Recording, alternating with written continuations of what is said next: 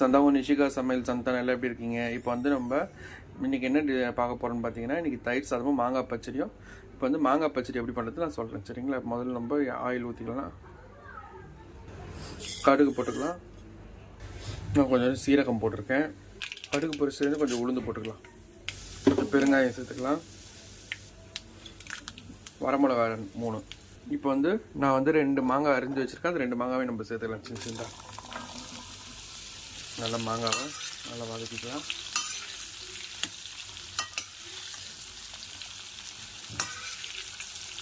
நான் 1/4 ஸ்பூனு கம்மியாக உப்பு போட்டுக்கிறேன்.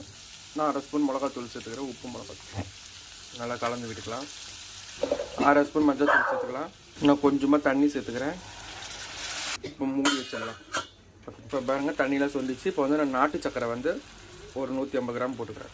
நல்லா இந்த பாருங்கள் ஃப்ரெண்ட்ஸ், சுவையான மாங்காய் பச்சடி ரெடி ஆகிடுச்சு.